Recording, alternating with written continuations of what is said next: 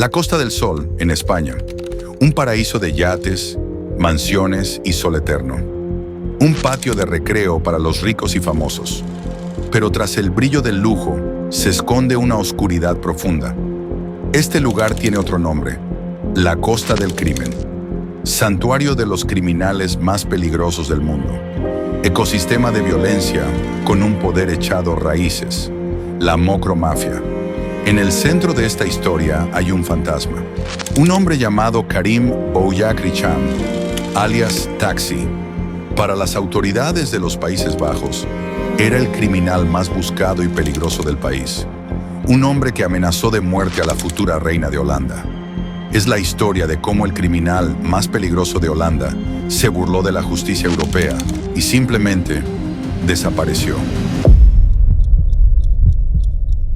Para entender a Karim Bouyakrichan, primero hay que entender a la organización que lo creó. La Mocromafia no es una mafia tradicional, con un solo jefe y una estructura rígida. Es una red descentralizada de clanes, unidos por lazos familiares y un origen común, jóvenes de ascendencia marroquí en los Países Bajos y Bélgica.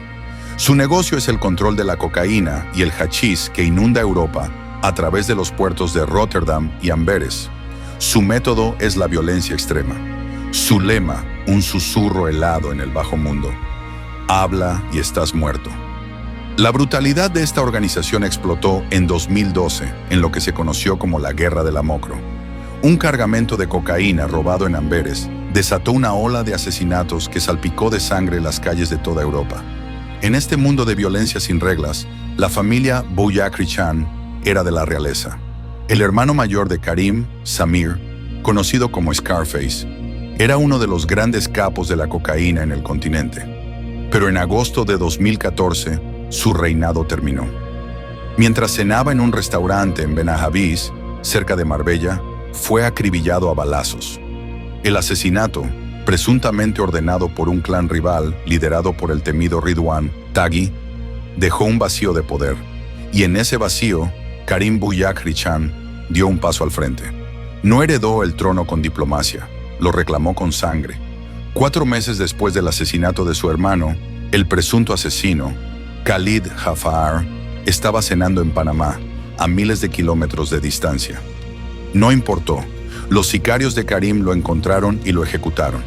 El mensaje fue claro y resonó en todo el mundo criminal. Había un nuevo rey y su alcance no tenía fronteras. La venganza no fue solo un acto de pasión, fue una declaración de poder, una coronación sangrienta. Karim, apodado Taxi, no era un simple matón.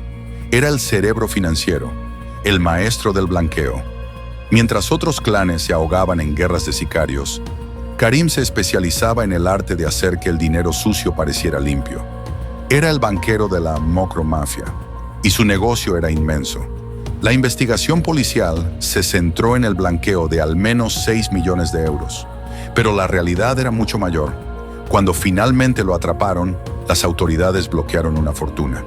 170 propiedades valoradas en 50 millones de euros y casi 3 millones de euros en 148 cuentas bancarias distintas. Era un imperio financiero construido sobre la violencia y el narcotráfico. Sus métodos eran sofisticados, una mezcla de tradición y modernidad. Utilizaba el sistema Hawala, una antigua red de transferencias informales basada en la confianza, imposible de rastrear para los bancos. Creó una telaraña de empresas fantasma y utilizó testaferros para ocultar su nombre. Pero su principal herramienta era el ladrillo. Compraba propiedades de lujo en la Costa del Sol, convirtiendo los beneficios de la cocaína en villas y apartamentos con vistas al mar. Su operación no solo escondía dinero, estaba corrompiendo la economía local desde dentro. Al inyectar decenas de millones de euros ilícitos en el mercado inmobiliario, inflaba los precios y creaba una peligrosa dependencia del dinero del crimen. La Costa del Sol no era solo su refugio, era su tablero de juego. En junio de 2018, la élite de la Policía Nacional Española, la Unidad de Delincuencia Económica y Fiscal, UDEF, inició la caza. Durante 5 largos años, los agentes siguieron pacientemente el rastro del dinero. Desenredaron la compleja red de empresas, testaferros y propiedades de Bullrich. No era un criminal cualquiera, era un objetivo prioritario para los Países Bajos. El hombre que sus servicios de seguridad calificaban como el delincuente más buscado y peligroso del país. Su captura era una cuestión de seguridad nacional. Finalmente, en enero de 2024, la operación llegó a su clímax. En una redada masiva en Málaga y Melilla, la policía detuvo a Karim y a 5 de sus principales socios. Las autoridades celebraron, se incautaron de dinero, joyas y armas y congelaron su vasto imperio financiero. La noticia fue un triunfo para la cooperación policial europea. Habían atrapado al fantasma, o eso creían. La celebración de la policía, aunque justificada, creó una falsa sensación de victoria que pronto se convertiría en una humillación internacional. La peligrosidad de Taxi iba más allá del dinero y las drogas. Su organización había puesto en jaque a la monarquía holandesa. La Mokromafia había lanzado amenazas de muerte y secuestro contra la princesa Catalina Amalia, la heredera al trono de los Países Bajos. Las amenazas eran tan graves y creíbles que la joven princesa tuvo que abandonar su vida universitaria en Ámsterdam. No podía salir de casa. Se convirtió en una prisionera en su propio palacio. Más tarde se supo la verdad. Durante más de un año, la princesa Amalia vivió exiliada en secreto en Madrid, bajo la protección del Estado español, para escapar de las garras de la mafia. Este detalle eleva la historia a otro nivel. No era solo un asunto criminal, era un asunto de Estado. Pocas semanas antes de la fuga de Karim, en una cena de gala, el rey Guillermo de Holanda agradeció públicamente y en persona al rey Felipe de España por haber cuidado de su hija. Un gesto de profunda gratitud diplomática que, en retrospectiva, hace que lo que ocurrió después sea aún más bochornoso. La amenaza a la princesa demostraba que la Mokromafia ya no actuaba como una simple banda de criminales, sino como un narcoestado que desafiaba directamente la soberanía de una nación europea. Y aquí la historia da un giro hacia lo absurdo, hacia un fallo judicial que desafía toda lógica. Tras su arresto, un juez de Marbella ordenó prisión incondicional para Karim Bullrich, reconociendo el evidente riesgo de fuga. Era la decisión lógica. Pero la defensa recurrió a un tribunal superior, la Audiencia Provincial de Málaga. El fiscal se opuso con toda su fuerza.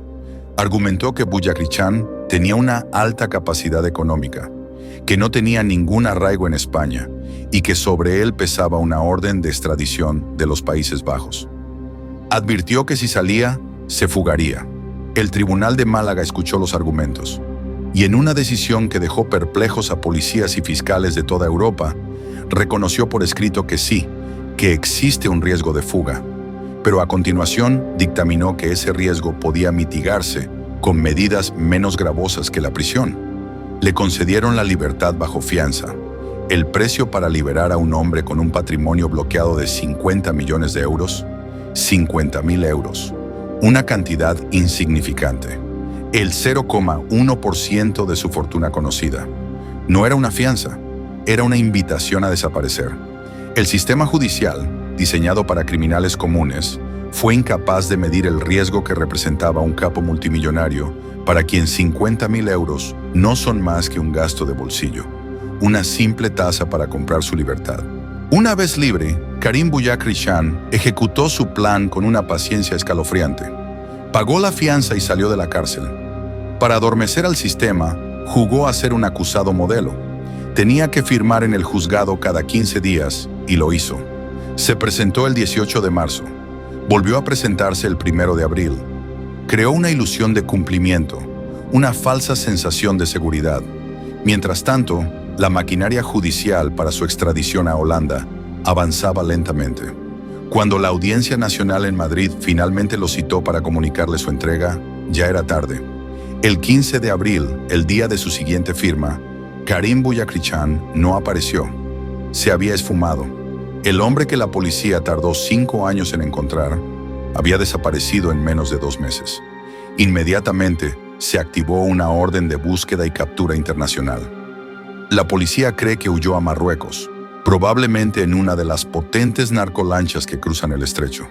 Allí, en la provincia de Nador, Tiene familia, contactos e infraestructura para permanecer oculto, fuera del alcance de la justicia europea. El fantasma de Marbella había completado su acto de desaparición.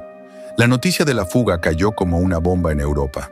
La reacción en los Países Bajos fue de incredulidad y furia. La fiscalía holandesa expresó su extrañeza y sorpresa. La prensa de su país no fue tan diplomática. Lo calificaron de fiasco, de error garrafal y de vergüenza para la justicia española. El juez de enlace holandés en España se reunió en persona con el magistrado español para transmitirle la profunda indignación de su gobierno. En España, la respuesta oficial fue mucho más contenida.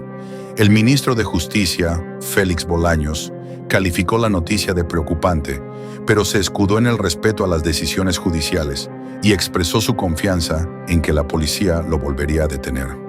El ministro del Interior, Fernando Grande Marlaska, hizo lo mismo, evitando cualquier crítica a los jueces y mostrando su plena confianza en las fuerzas de seguridad.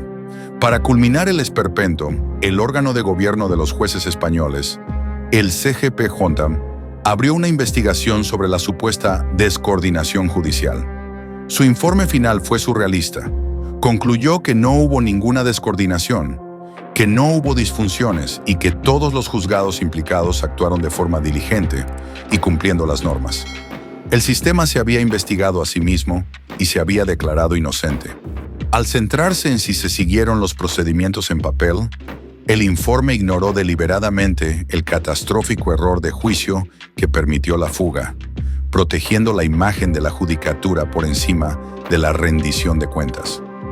Hoy, Karim Bouyakrichan sigue siendo un hombre libre, un fugitivo, uno de los criminales más buscados de Europa, probablemente escondido en Marruecos o Dubái, lugares desde donde la extradición es prácticamente una quimera.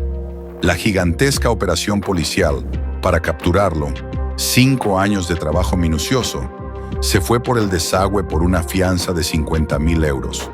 Su historia deja preguntas inquietantes en el aire. ¿Fue un caso de incompetencia judicial monumental? ¿Fue un fallo sistémico de un aparato de justicia que no está preparado para enfrentarse a criminales de esta magnitud? ¿O fue algo peor, algo que huele a la corrupción que la propia Mocromafia utiliza como una de sus armas más eficaces? La fuga de Taxi es mucho más que la historia de un narco. Es un retrato aterrador de la vulnerabilidad de nuestros sistemas. Demuestra cómo las nuevas mafias, globales, multimillonarias y sin escrúpulos, pueden explotar las grietas entre países, entre juzgados, entre leyes. Karim Bouyakrichan es un fantasma, no solo porque se desvaneció, sino porque su historia persigue a Europa como un recordatorio constante. Un recordatorio de que existe un poder que opera más allá de la ley y que a veces ese poder simplemente gana. Gracias por llegar hasta el final. Detrás de cada video hay horas de investigación para traerte la historia completa. Si valoras ese esfuerzo, la mejor forma de apoyarnos es dejando un like y suscribiéndote al canal. Nos vemos en la próxima investigación.